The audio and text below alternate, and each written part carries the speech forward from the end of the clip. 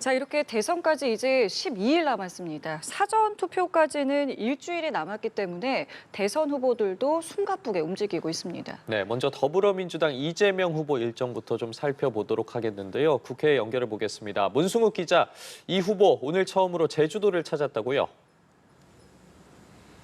네, 더불어민주당 이재명 대선 후보는 공식 선거 운동 기간 중 처음으로 제주도로 향했습니다. 잠시 뒤 오전 11시에는 제주동문 로터리에서 이 후보의 연설이 진행될 예정인데요. 앞서 이 후보는 제주도를 탄소 중립선도 도시로 육성하겠다는 공약을 내세운 바 있습니다.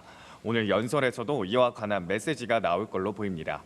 특히 제주도가 갖고 있는 자연의 잠재력을 이용한 햇빛 연금과 바람 연금 등 주민 소득형 재생에너지 사업 공약이 나올 걸로 관측됩니다.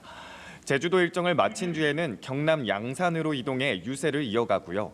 내일은 경남 김해 봉하마을에서 고 노무현 전 대통령 16주기 추도식에 참석합니다.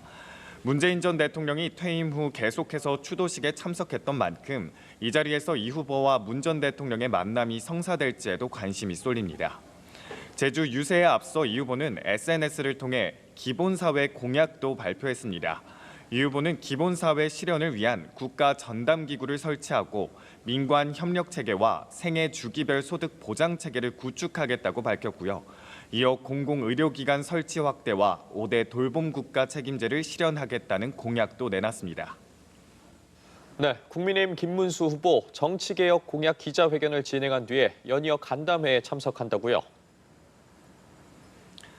네, 그렇습니다. 오늘 국민의힘 김문수 대선 후보의 첫 일정은 정치개혁 기자회견이었습니다. 김 후보는 기자회견에서 제왕적 대통령이 아니라 국민의 대통령이 되겠다며 자신의 대통령 임기를 3년으로 단축하겠다고 재차 강조했습니다.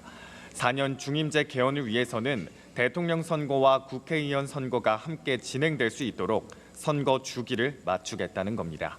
이어 국회의원 정수를 10% 감축하고 선관위 특별감사위도 도입하겠다고 했는데요. 기자회견 자리에는 손학규 전 바른미래당 대표도 참석해 김 후보 지지를 선언했습니다. 오후에는 수도권 유세를 이어갈 예정인데 그에 앞서 경제 5단체장과의 간담회가 잠시 뒤에 진행이 됩니다.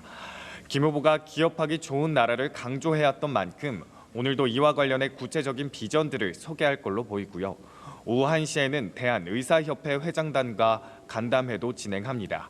이 자리에서는 전 정권에서 촉발된 의정 갈등과 의료 공백 사태에 대한 논의들이 이어질 걸로 관측됩니다. 그 다음엔 경기 광명으로 이동해 어린이집 간담회도 진행합니다. 간담회를 모두 마친 뒤에는 부천에서 집중 유세를 이어갈 예정인데요. 한편 이준석 개혁신당 대선 후보는 오늘 최원일 전 천안함 함장과 대담을 하는데 이어 인하대 학생들도 만납니다. 최근 국민의힘이 이 후보에게 단일화 러브콜을 보내고 있는 상황이지만 이 후보는 단일화 가능성에는 거듭 선을 긋고 있습니다.